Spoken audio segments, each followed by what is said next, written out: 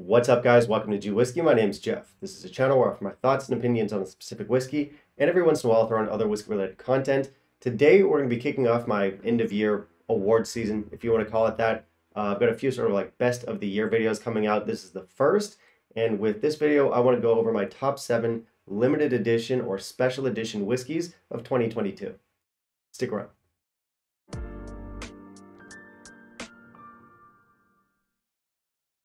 All right, so it's everyone's favorite time of year. It is Whiskey award season. This is the time of year where I wrap up and I talk about the best whiskeys that I had this year. We're going to kick things off with my special edition or limited edition whiskeys of the year. We've also got stuff like my top 5 single malts non-budget. We've got my best value pick. That's the big one. That's going to be the whiskey of the year. So stay tuned. There's a lot of great whiskeys coming your way. Well, recommendations. There's a lot of great recommendations coming your way. You can't have my whiskeys. The rules this year are the same as they were last year. These whiskeys all need to be special editions or limited editions. They don't need to have come out in 2022. I just need to have tried them over the past year. Some, if not most of these, should still be around. So with any luck, you should be able to find some of these in your market. So I've got 7 great whiskeys lined up for you guys today. As usual, stick around after the list. I do have a mystery pour in my glass over here. It's something that's highly recommended. It's delicious whiskey. Almost made it onto the list. And I'll let you know what that is. And I guess that's all of our bases covered. So let's jump straight into the list. My top 7 special edition whiskeys of 2022. And in the meantime, if you could kindly leave a like down below, that'd be greatly appreciated. Before getting into the proper list, I do have an honorable mention, and that mention is the Laphroaig 10 Cask Strength. These whiskeys come out every year. I reviewed the batch 14 this year. I loved it. They do vary a lot between batches, but they're almost always worth picking up. They're rich, they're peaty, they're intense, wonderful whiskeys. So, honorable mention, Laphroaig 10 Cask Strength. All right, my number 7 pick is a very sweet, fruity, intense, powerful whiskey. This is for the sherry lovers out there. So if you're a fan of stuff like Glenallachie 10 Cask Strength or Tamdhu Batch Strength, if that's your kind of flavor, then you're definitely going to like this one. This is the GlenDronach Cask Strength Batch 10.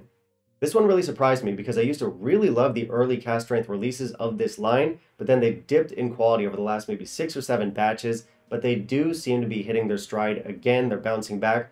A lot of people seem to have clued in on that fact, which means it's getting harder and harder to find in my market, and it is a little bit pricier for what it is, which sets it lower down on the list, but it's still a fantastic whiskey. It's what I recommend. So at number 7, we've got GlenDronach Cask Strength Batch 10. All right, so my pick at number 6 is going to suit those of you who really like coastal flavors in your whiskey. This one is a special release from Diageo. It came out in 2021. It's from one of my favorite brands. This whiskey is fantastic. This is the Oban 12 Cask Strength. Now, these Diageo special releases get more and more expensive every year. They do have a 10-year-old that they put out this year in 2022. I don't think I'm going to pick it up. Those are getting a little bit too pricey, but the 2021 release really did blow me away. There's no sherry or wine casks involved in this. We just get the house style, the distillate on full display, and it's beautiful. So at number 6, Oban 12 Cask Strength. For my number 5 pick, we're going back to a peated flavor profile. And you know, it's funny, there's quite a few peated whiskeys on the list this year. Typically, peat is not my favorite style of whiskey, but I've definitely had some bangers this year. This is among them. What I've got here is the Laphroaig 16. This one was released in 2021. If you check some of the major online retailers, they will still have this in stock, so it's not completely sold out. It's a beautiful whiskey. For those of you who are fans of the old 18-year-olds, this isn't quite the same, but it does scratch the itch. Now, this is not a cheap whiskey, but I think it is reasonably priced for what you're getting here. It's something that really impressed me this year, and I think it is one of the best bang for buck Laphroaigs that are out there today. So, comes highly recommended. Number 5, Laphroaig 16. At number 4, we've got a whiskey that I really loved this year. I reviewed it earlier. I scored it very highly. I gave it a glowing review, and I did actually get some pushback for it, but I stand by it. This is a great whiskey. What I've got here is the Bladnoch 11. Now, my bottle is the 2021 release. They've since put out the 2022. I haven't tried that one, so I can't speak for it.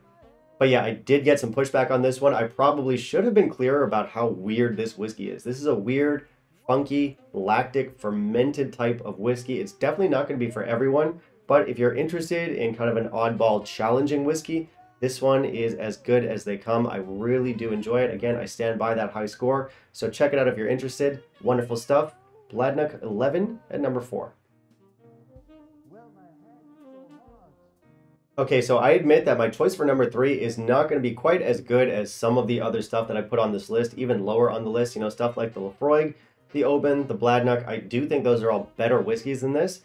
But my number 3 pick got a high score because it's great value. It's fantastic bang for buck. It's got a great ABV, and it's just a very charming whiskey. At number 3, I've got the Glenlivet Licensed Dram. The ABV on this one comes in at 48%. It's intense, it's fruity, it's pineapple-y. It's just a really fun 12-year-old whiskey. And what's nice is that this doesn't have the commercial sheen that we get on the regular 12-year-old. It's a huge step up from that one, and it's very welcome. This one is still around in my market. I did buy a couple backups because it's one of the more affordable options here. Again, it's just a very charming whiskey. I really enjoyed it, and it's nice to see Glenlivet give us something a little bit more substantial than their standard fare. So at number 3, we've got the Glenlivet Licensed Dram. All right, so we've reached number 2. This is the penultimate whiskey or special edition whiskey of the year for 2022. This is a fantastic whiskey. It really surprised me. I didn't expect to like it as much as I did. It's from a brand that I like sometimes, but overall I find it kind of spotty. Again, the stuff blew me away. This is the Glenfarclas 185. This one is officially no age stated, but it is known to have much older stock in there, and it shows. This is complex, it's sophisticated, it's a little bit old school, but not too rugged. It's luxurious, it's not too modern. This stuff is class in a bottle. Or if you want to do away with all those pretentious descriptors, put simply, this is just a delicious whiskey. If you like your sherry, especially if you like your older, more sophisticated sherried whiskeys, this one's going to blow you away. It blew me away. It's fantastic. It almost made it to number 1. It just got edged out by my top pick, but still amazing stuff. Glenfarclas 185. All right, so we've reached the top spot. This is my number 1 special edition whiskey of the year. This one will bring us back around to the peated stuff. It's nothing short of incredible. It's not a cheap whiskey, but I definitely think it's worth the money. This is the Port Charlotte PAC. This is part of their cask exploration series, which is really good across the board. I've yet to try the OLC, which I hear is fantastic, but this stuff itself is incredible. It's finished in red wine casks, which isn't a style I'd usually go for, but damn, this stuff's good. I think that our PAC here and the cask exploration series in general has some of the best cask play in the whiskey industry. I'm not kidding. This is rich, it's full, it's cask strength, it's very complex, very delicious. I honestly think this is one of the best peated whiskeys on the market today. Incredible stuff. It's my number 1 pick for special edition whiskey of the year, Port Charlotte PAC. Okay, so that brings us to the end of our list. Those were 7 of my favorite limited edition whiskeys that I tried in 2022. I do apologize. I know a lot of those picks, a lot of those whiskeys are not necessarily budget friendly. You know, rest assured when I give you my whiskey of the year, value will be a much more important factor in that video. But these are just simply the ones I enjoyed the most. So of course, I want to hear what you think. Have you tried any of these? What were your thoughts? What would your list look like? Let me know all that down below. Finally, for those of you who stuck around to find out what my mystery pour in the glass is here, what I've got is Port Charlotte SC01. This one is another cask strength peated expression. It's also from the cask exploration series, which as I said is fantastic. I didn't want to put 2 cask exploration series on the list itself, but I did want to give this one a mention. Honestly, everything I've tried from this line is incredible.